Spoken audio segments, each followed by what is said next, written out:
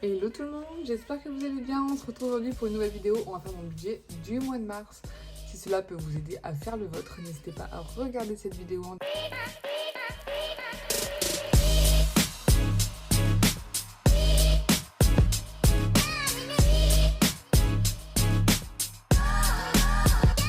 Alors pour commencer, on va miser mes charges fixes. Donc si vous souhaitez le voir plus en détail, je vous invite à aller voir la vidéo du mois de février. Donc là, je vais juste modifier quelques montants, il y a quelques changements.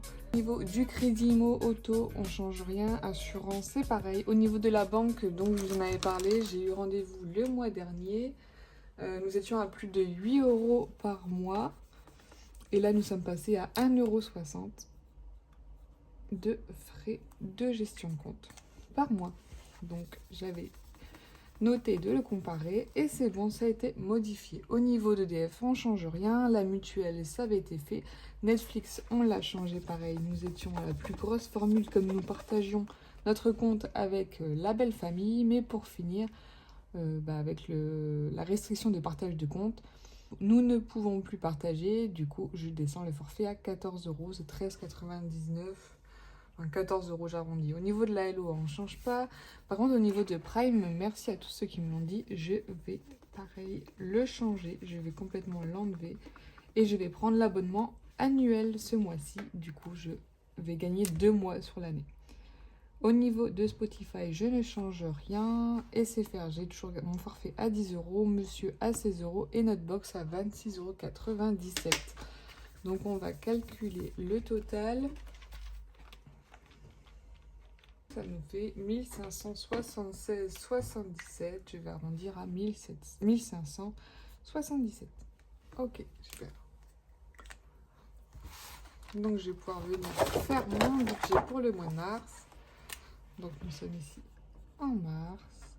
Tac. Au niveau des charges, je vais les remplir tout de suite. Prévu 1577. Ok, jusque-là vous me suivez.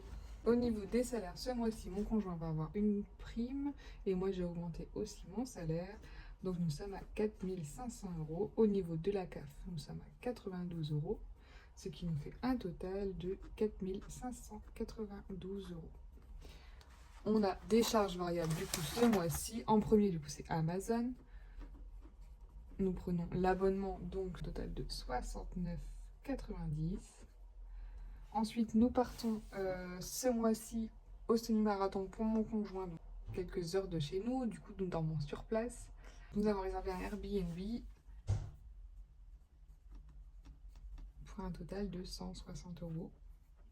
Donc, comme c'est le week-end du marathon, les offres sont super chères, mais c'est comme ça, il faut le faire. Au niveau du volet, c'est pareil, nous avions avancé l'argent, donc nous allons remettre sur le livret 180 €.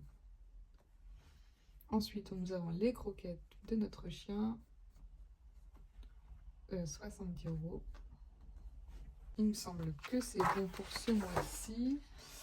Fête des grands-mères, Pâques, c'est bon, on a déjà anticipé. Donc oui, on est pas mal. Ça fait déjà une belle somme en charge variable. 180. Ça me fait 480. Donc maintenant, pour calculer mon reste à vivre, je vais prendre mon salaire, le total des revenus, moins les charges fixes, moins les charges variables. Donc il nous reste 2535 €. Ensuite, je vais venir retirer mes enveloppes. Donc il y en a pour 1000 €, donc je vais simplifier. Il va rester 1535 €. Ok.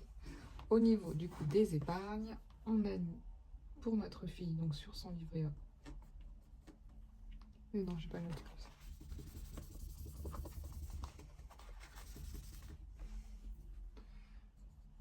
Je vais marquer bébé. Donc on lui met 100 €.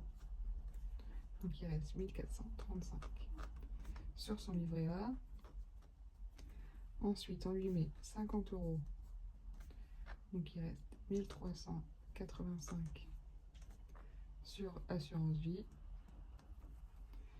Nous sommes à 20 € chacun. Messieurs, madame.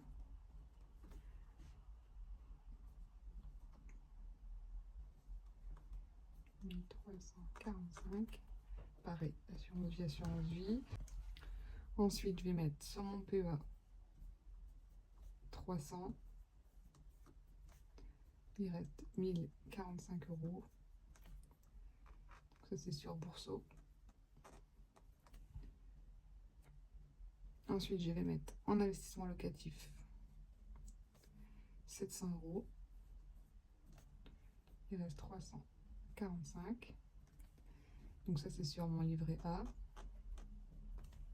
Ok. Et il reste 345. Donc je vais laisser 345 car nous avons la route en plus à payer pour aller au semi-marathon plus le péage. Donc on en aura largement assez. Donc je préfère laisser comme ça un montant plus les économies de Plum qui vont être piochées aussi sur notre compte chaque semaine. Je ne fais pas du tout les budgets base 0. Ensuite, au niveau des enveloppes, bah, ça ne change pas du mois dernier. 400 € alimentation, 160 € en carburant, perso, 50 € monsieur, 50 € pour moi, 160 € en loisirs, 80 € en hiver, 30 € pour notre fille et 20 € en santé. Donc, alimentation, carburant, je le laisse toujours en carte bancaire. Je fais les virements sur Boursorama, comme ça je suis tranquille, je ne touche plus à mon compte Crédit Agricole. Et ensuite, je viens retirer en espèces 440 ici. J'ai oublié de mettre Noël et anniversaire. Et je vais les mettre ici, j'ai plus de place en épargne. Sinon, c'est une épargne à court terme. Donc anniversaire 50 et Noël 50. Hop, voilà. Donc ça, c'est pareil, c'est en espèces aussi à la maison. Donc ça nous fait un total de 540 € à retirer. Ok. À virer du coup sur les livrets. À virer sur les livrets d'épargne, j'ai les 100 € de notre fille, plus les 700 € d'investissement. Plus je dois rembourser le Airbnb et le volet. Donc je dois virer 1140 €. Je les ai avancés en fin de mois. Donc je les ai pris sur notre livret et là je les remets. J'attendais la paye. C'est juste une petite avance. Et le montant à laisser sur notre compte, du coup 1577, c'est les charges fixes plus Amazon qui va être retiré en CP et les croquettes également. Les 400 € d'alimentation plus le carburant 160 €. Ok, et il reste les assurances vie. Donc, ça nous fait 5, 6, 7, 8, 9, 90 €. Plus les 300 € de PEA. Donc, 2667 €. Ok, on va regarder si on est bon. Plus les 1140, plus les 540, plus les 345 que je laisse ici. J'ai 100 € de trop. Où est-ce que j'ai fait mon erreur? Mais oui, ici. Du coup, c'est 245 qui reste. 245 €. J'avais oublié de les retirer. Bah, c'est bon, du coup. On est bon. Donc voilà le budget pour le mois de mars. Donc nous avons des plus gros salaires suite à la prime de monsieur. Et moi, j'ai augmenté un peu plus mon salaire ce mois-ci. Je l'avais baissé les mois derniers. Et là, je l'ai un petit peu augmenté au niveau de la cave. C'est la page pour notre fille. Donc voilà le total. Les charges fixes, on essaie de les diminuer toujours au maximum. En gardant quand même le minimum de garantie, que ce soit en mutuelle ou en assurance. L'important, c'est d'être bien couvert. Notre fonds d'urgence, donc nous avons chacun notre LEP au maximum. Donc maintenant, nous souhaitons investir dans l'immobilier, en investissement locatif. Donc là, je vous avoue qu'avec tout ce qui s'est passé, je suis plus dedans du tout. Je fais plus du tout de recherche. Je fais surtout des recherches pour une autre maison, mais voilà, on va pas changer de maison, c'est pas possible. Celle-ci a perdu trop de valeur avec l'incendie à côté. Mais je vous avoue, j'ai vraiment envie de partir d'ici. Mais voilà, ça serait une très mauvaise idée. Du coup, pour l'instant, on reste comme ça. Mais voilà, je mets de côté, je continue pour ce projet, mais je ne suis plus dedans du tout. Je ne fais plus aucune recherche. C'est mon conjoint qui recherche, heureusement. Mais, et ma soeur qui est agent immobilière, pareil, qui recherche aussi pour moi. Mais moi, je ne suis pas dedans. Je ne calcule plus de rentabilité. Alors qu'avant, j'étais vraiment à fond dedans. Là, j'ai un petit coup mou, mais ça reviendra. Ça reviendra. Enfin, j'espère en tout cas. Hop.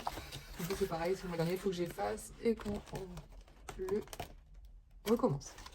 Donc au niveau du coup des budgets à colorier, nous passons du coup de 4700 à 5500 € sur notre livret. Un crayon, là. 5400, donc ici.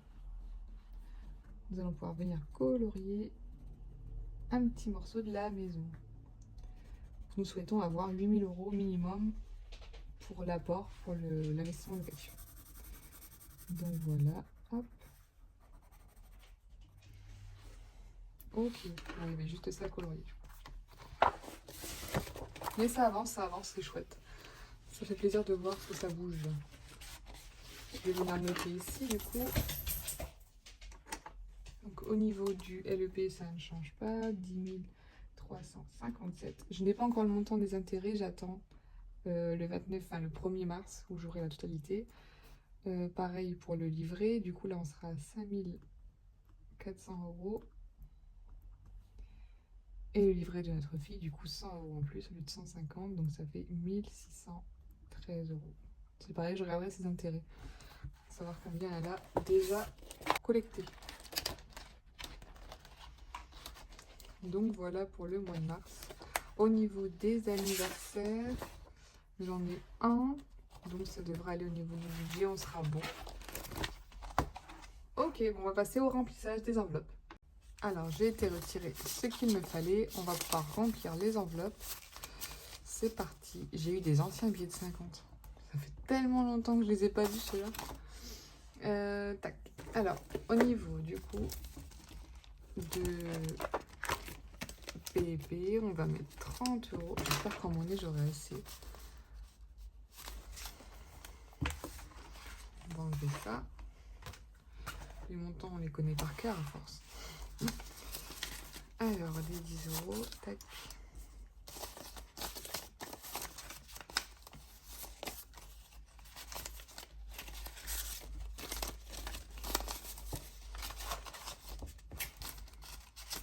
Voilà.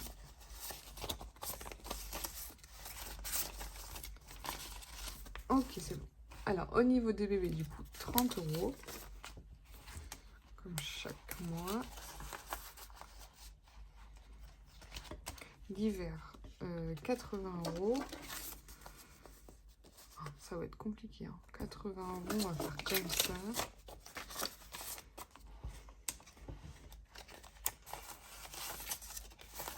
Je pense que je vais me faire de la monnaie.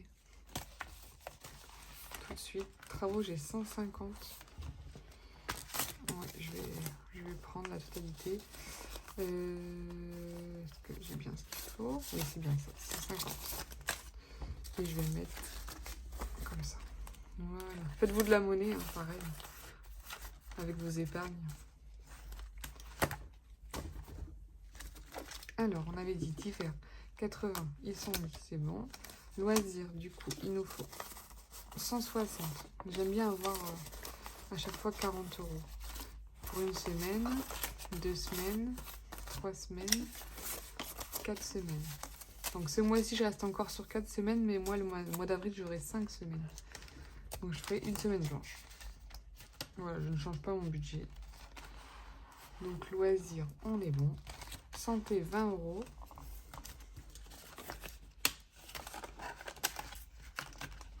C'est bon. Au niveau du perso, moi je vais prendre mes 50 € dans mon portefeuille comme à chaque fois. Voilà, comme ça je l'ai toujours avec moi au cas de besoin. J'ai 50 €. Et pour monsieur, 100 €. Est-ce qu'il a encore une enveloppe? Non. Parce qu'en fait je lui donne, je vais lui mettre là et je lui donnerai. Voilà, comme ça il fait ce qu'il veut avec. Il les a dans son porte-monnaie. Et au niveau des épargnes, du coup, il reste 100 €, donc c'est parfait. Anniversaire, 50. Elle était vide. 50. Et pour Noël, 50.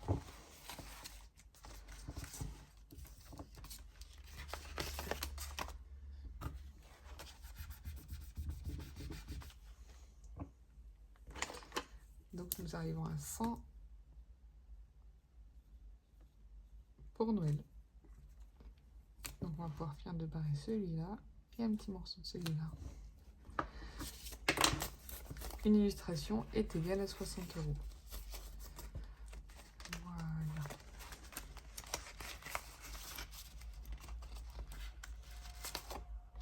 Mes enveloppes, elles commencent à être vieilles. Vous l'achetez une fois, vous êtes tranquille. C'est bien rentabilisé.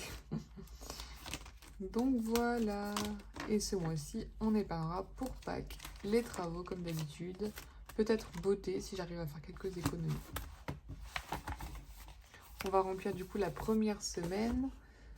Je vais mettre dans mon portefeuille la semaine de d'hiver et la semaine de loisirs. Comme ça, je suis tranquille. Si j'ai besoin,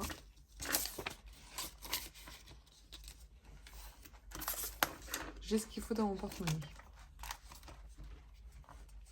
Prenez toujours de l'espèce avec vous. Même si ça ne correspond pas à la bonne catégorie, c'est pas grave. L'essentiel, c'est d'avoir un petit peu d'espèce sur vous pour ne pas payer en carte et chambouler votre budget. Voilà, du coup, les 60 € hebdomadaires. Et c'est pas parce que vous avez des enveloppes pleines que vous êtes obligé de tout dépenser. Et voilà. Bon, on a fini le remplissage du mois de mars. Donc vous aussi, motivez-vous à remplir vos enveloppes, à faire votre budget correctement, à anticiper le plus de dépenses pour ne pas vous retrouver en difficulté au mois de mars.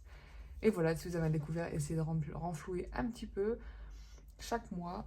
Et si vous avez des questions, n'hésitez pas surtout. Laissez-moi un petit like si la vidéo vous a plu. Abonnez-vous pour suivre mon budget ce mois-ci. Et je vous dis à très bientôt. Des bisous.